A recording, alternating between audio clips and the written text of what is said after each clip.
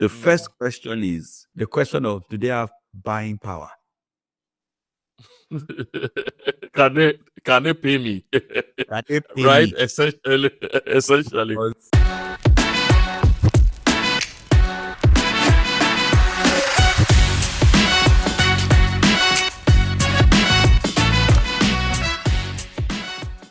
So when it comes to qualifying, I then learned that there are three major questions that you must need to ask yourself.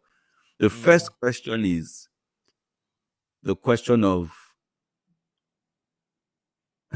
do they have buying power? Can they pay me? Can they pay Right? me? Essentially. Because I recognize that everybody is interested in a good product. Yeah.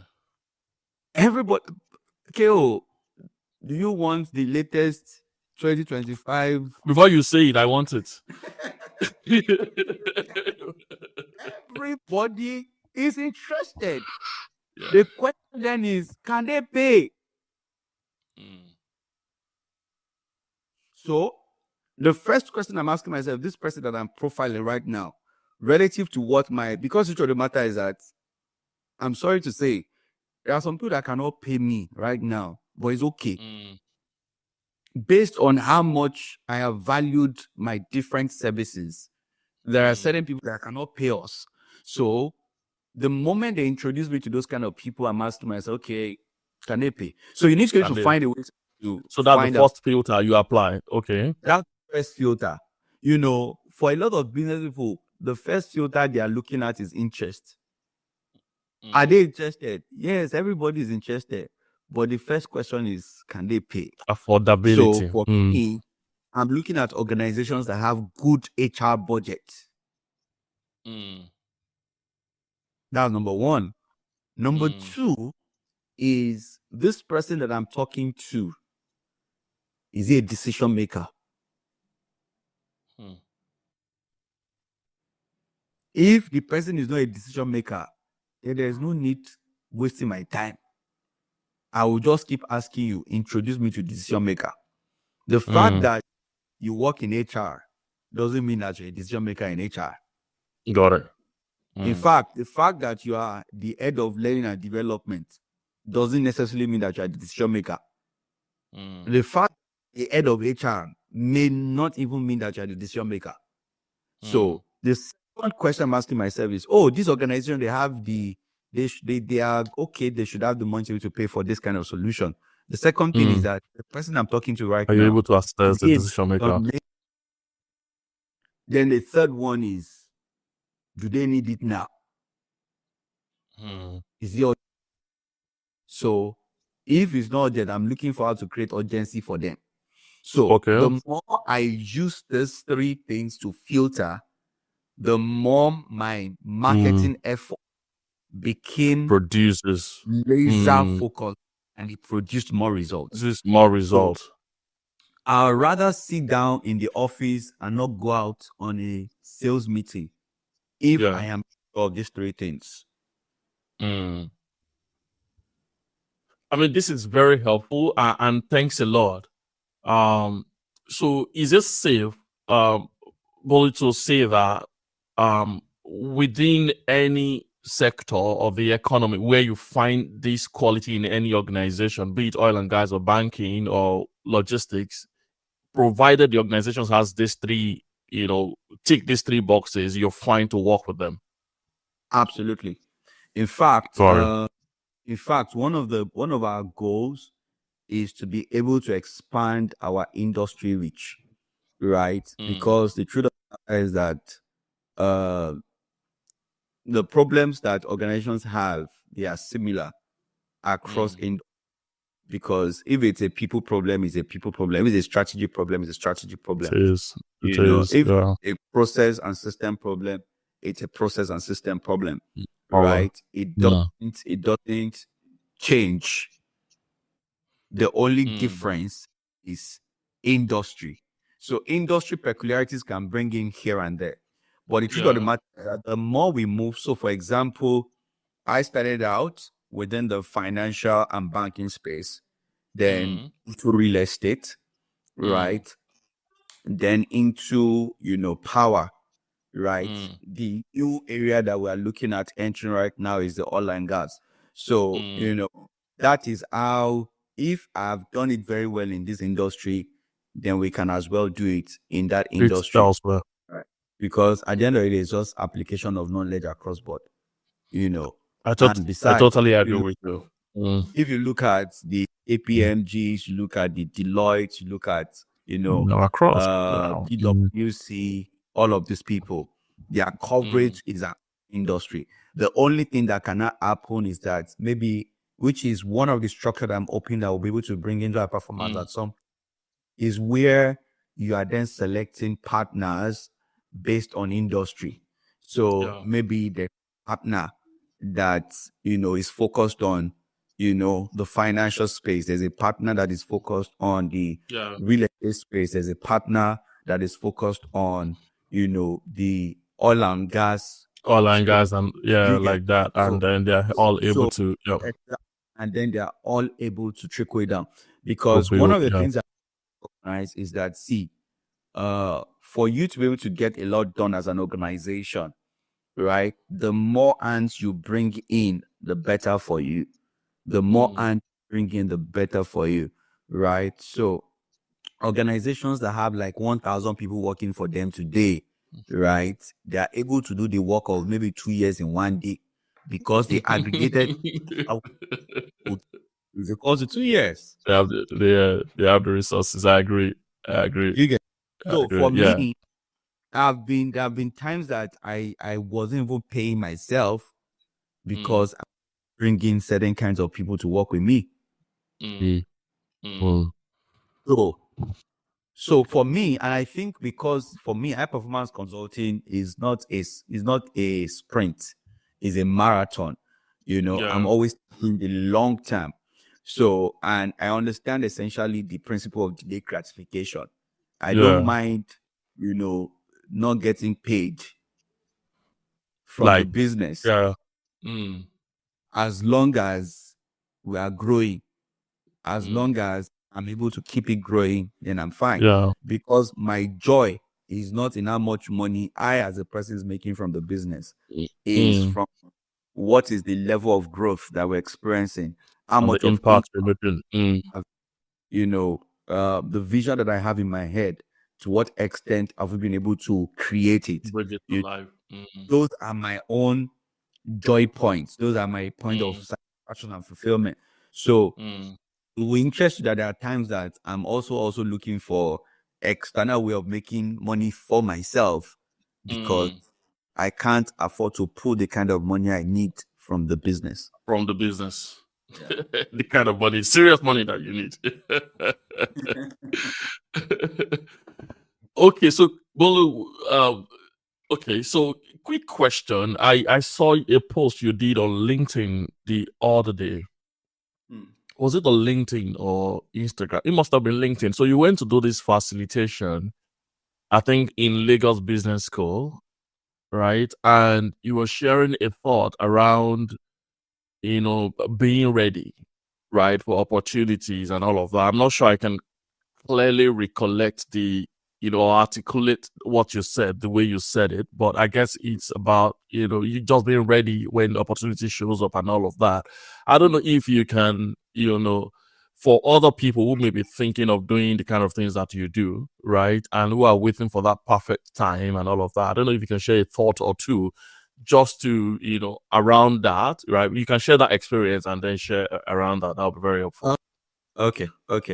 Yes, so I had the opportunity of facilitating a training at Lagos Business School, and it would interest you to know that the title of the session was how to grow your business in a VUCA environment, right? Which is much what we have right now, looking at the economic space of the world.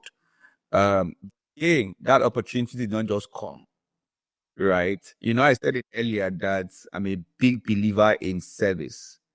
Right. I'm going to tell you how that happened. Sometime in 2020, just about when COVID was wrapping up. I was invited somewhere to come and facilitate a session, but of course, they were not going to pay me because hey, we are just trying to help people navigate this COVID era, all of those kind of things. Okay, it's okay. Now, like I said earlier, right? Consistency. Either you are paid or paid, the quality of delivery is 1000%. I facilitated this training like my life was dependent on it. Right. It was a 2 hour session, but the feedback was amazing, And I just finished. I left. I'm not even sure I took a picture with any of the participants, and I left.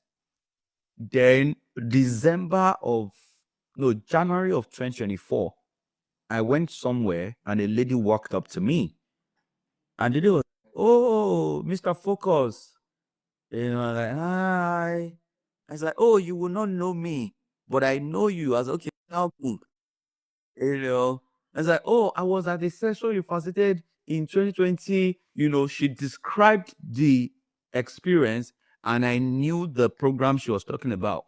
I was like, oh, yeah, I remember. She was like, everything you shared at that program changed the trajectory of my life. And now I work at Lagos Business School, right? As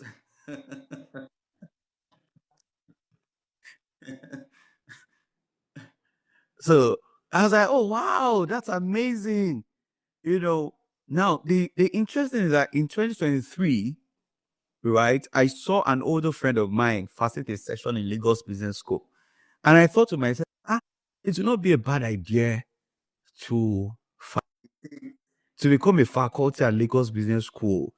And I mentioned to a couple of people, they're like, you that you don't have MBA, you that you don't have something, you do they who will have you, who's gonna have with classes, you know.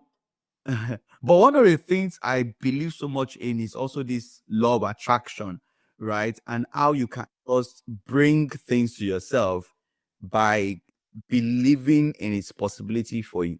So this lady then says to me that, oh, now I work in Lagos Business School, and I greeted her casually. As I was walking away, I remember, Bolu, but you said you wanted to facilitate at Lagos Business School. So I went back to her. I said, give me your number. So I picked up her number. And then later that night, I sent her a message, say, oh, by the way, one of my desires is to facilitate a session at Lagos Business School. She said, okay, let's see.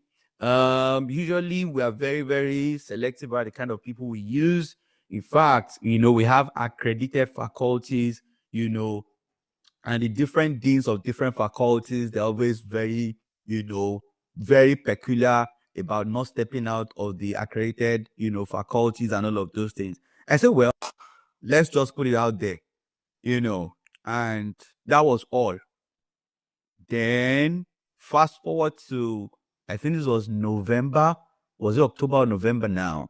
She just reached me to, let's say she reached out to me yesterday.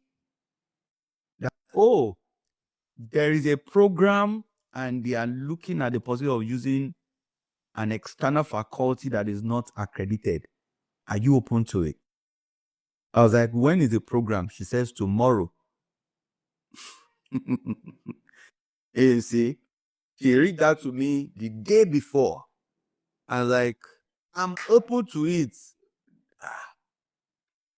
I was like, okay, the pay is not that much. Oh, I said, I'm not even interested in the pay. I just want this opportunity, right? And she was like, okay, somebody's going to reach out to you. I said, okay, no problem. About 1 hour later, another lady reached out to me. She said, oh, please, can you send your profile? I sent my profile, and an hour later, she reached out to me and said, actually, my dean is saying maybe you'll not be able to do it. But you know what? There is another thing that we want to do. So that program, right? The way they designed it, that they wanted business coaches to come in the morning, right? They've been on that program for a while. So that's like the grand finale of the program. So they wanted business coaches to come in the morning. The students would present their business ideas to the business coaches. The business coach would critique it, help them fine tune it, and all. So this lady reaches out to me to say, you will not be able to facilitate the session, no, but we can bring you in as a business coach to review the proposal. I said, that one is okay. Now let me manage that. I said, yes, no problem. Then around 10 p.m. in the night, she says, I just got a message from my dean now that you can facilitate the session as well. So that means I was going to be a reviewer of proposals, then also going to facilitate. This is 10 p.m. The session starts at 9 o'clock the following morning. So what was a saving grace was because whatever it is that they're asking me to come and teach is not something I have not developed some form of content around before. So for every opportunity I'm believing for, I am already getting ready for it, such that even if the notice it will give me is 10 minutes, I will knock it off the park. One of my mentors would say this way, and that was where I learned this principle. It would say that the opportunity of a lifetime must be seized in the lifetime of the opportunity, right? The opportunity of a lifetime must be seized in the lifetime of the opportunity. I need to remember.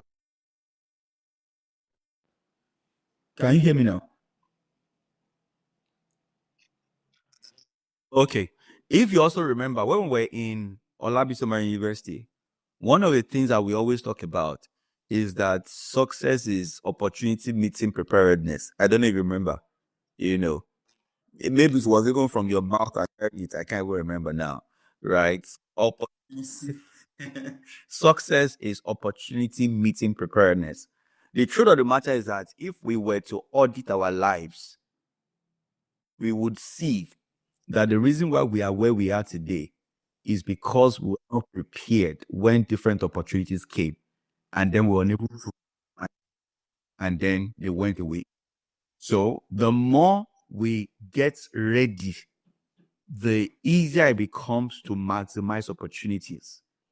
So for me, I'm always in a state of preparation, such that even if the notice you are going to give me is 2 seconds, I'm ready to go. Cool. That's deep. That's deep. Yeah. That's very deep. Thanks a lot. Thanks a lot for sharing that. So the other part of that also then is understanding that the future is forged in the fire of today. When I think about it, I believe strongly in my heart that the reason I was invited to come and speak at that event was so that this lady can be there, so that she can be in Lagos Business School, she can refer me, and I can have the opportunity. Right. Absolutely. Absolutely. Like Steve Jobs put it, you only connect the dots looking backwards. Backward, yeah. I'm always asking myself, I don't know what I'm creating in my future today. So let me make today the best version of it, so that if a future is going to come calling on today, there will be great stuff. You'll say that.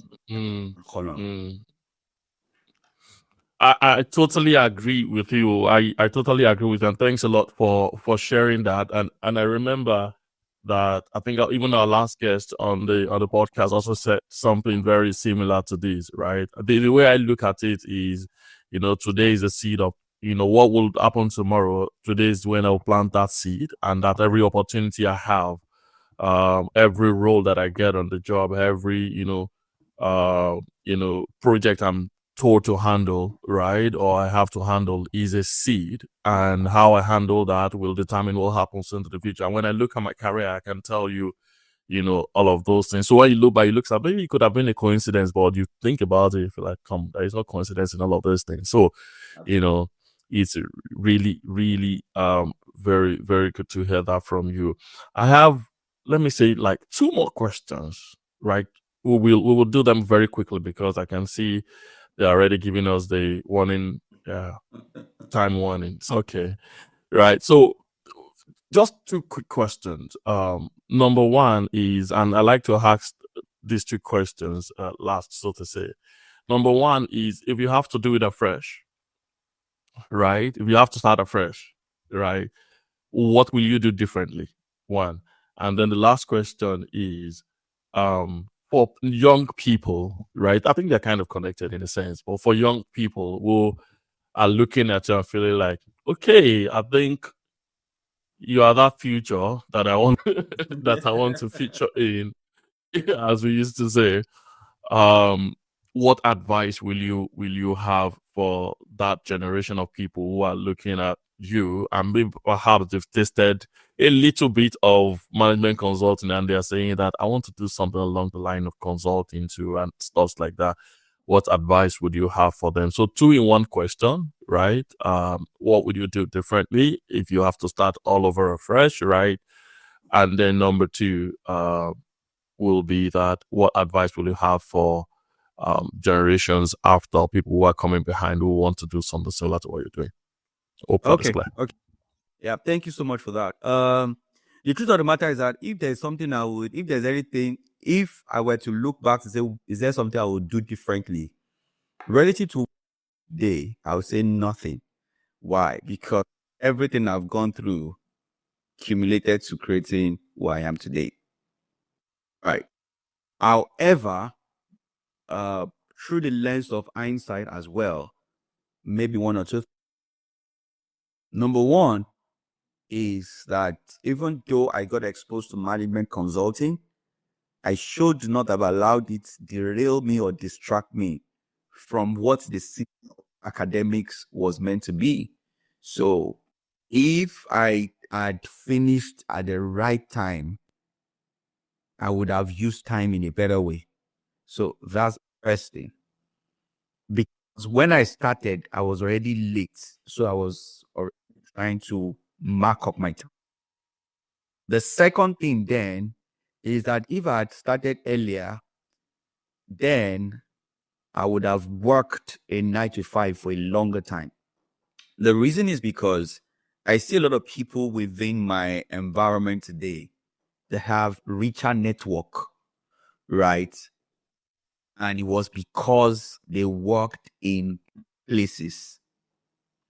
Oh, like you mentioned earlier, one of the benefits of working in really solid places is that you're able to meet solid people, right? I suffered from lack of good network at the earliest life. What is helping me make up for it right now is the fact that I am serving and I'm contributing in some other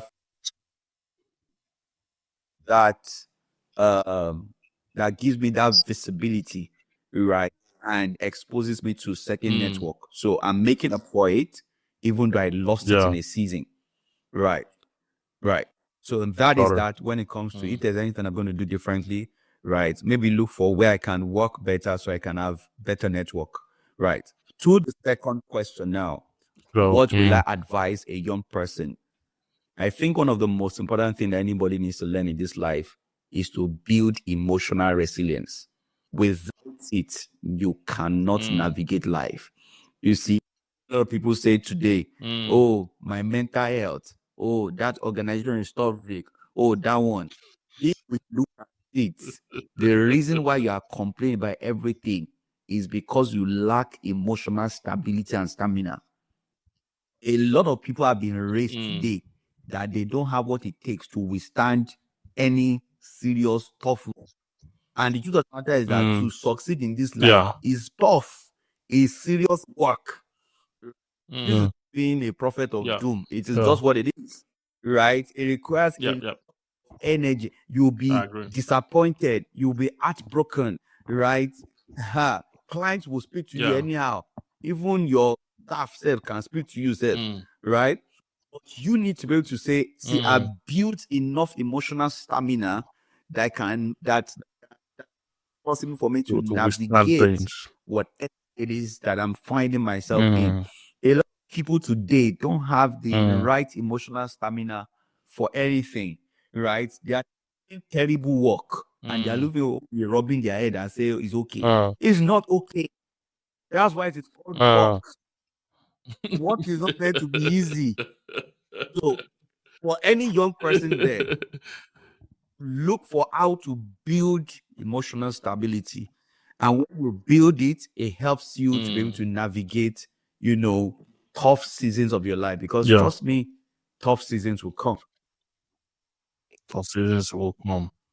Tough season will come. Really, that's a really very wise way to wrap it all up. And thanks a lot. I mean, this is not to say that we appreciate that there are people going through real mental health issues and all of that. People are going through stuff, and we appreciate that. But a lot of things that some people call mental health issues today is just people not having this emotional, stamina or resilience that you spoke about. And thanks a lot for sharing that. I think that also speaks a lot to parents, right?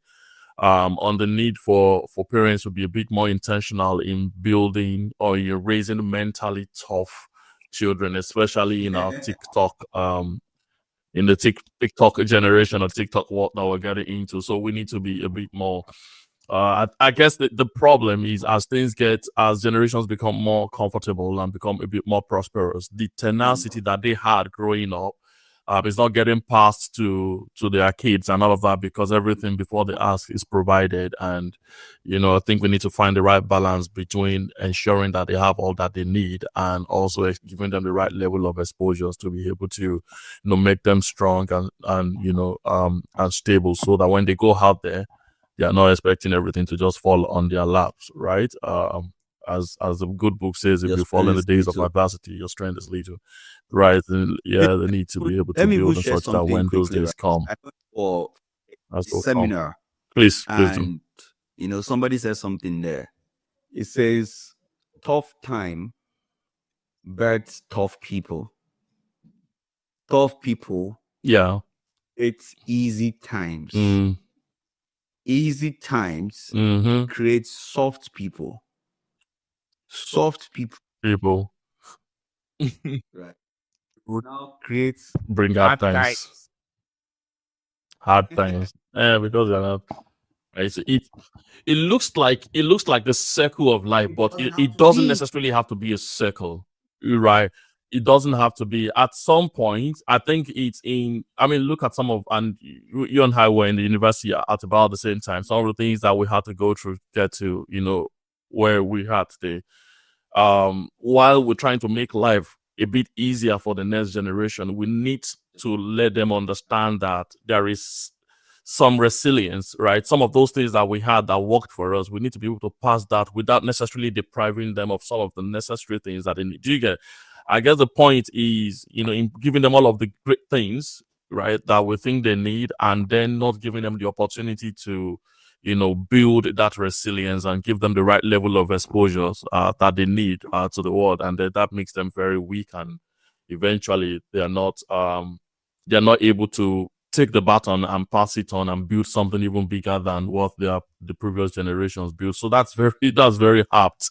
The description that you gave in and that chain is very apt. So thanks a lot for sharing all that you have shared today. Once again, to our viewers, we've been speaking to Mr. Bolutife David, the founder and the CEO of High Performance Consulting, right? And he's been sharing all with us. It is a gem. So I will encourage you to please find some time to listen to this and again, right? And you take the learnings, right? Apply them to your life, and we hope and believe that you will get a lot of value from all of this. Bolu, once again, I can't thank you enough for coming on this show, right? We can't afford to pay you. Only God knows how much you charge per hour now. So all we can do is to keep saying thank you and thank you and thank you. At least if you don't have money, you should have good behavior. So thank you all of for the comment. It's contributions really along, you know, I didn't get to say it as well, but KO here has been a good sounding board, you know, at different junctions of the journey. I remember I've had to sit with KO maybe like 3 or 4 times, you know, to really think about how do we navigate. I remember there was a decision I was going to make, you know, when we started out. KO, do it, don't do it, don't do it, don't do it, don't do it. Right, and today I'm grateful that I did not do it at that time, because now I know better. That even if I'm going to use that strategy now, I'm able to use it in a better way, you know, myself in trouble that way. I'm glad that we could help in our own little way. Hey, thanks a lot for taking the time to watch the podcast. We are super thankful for you taking that time and investing the time to learn. We hope that you find the story inspiring, and beyond that, that you've been able to articulate 1 or 2 things that you want to do differently in your own entrepreneurial journey. May I encourage you to please like, subscribe, comment, and please share the word within your own circle of influence, especially within those that you think are on the same entrepreneurial journey with you. May I also encourage you to please, beyond subscribing to our YouTube channel, follow us on our other social media platforms. That means a lot to us, and we can see that that helps us to track that we're making some progress and so making some impact. Thanks a lot once again for taking the time to watch, and please see you on the next episode.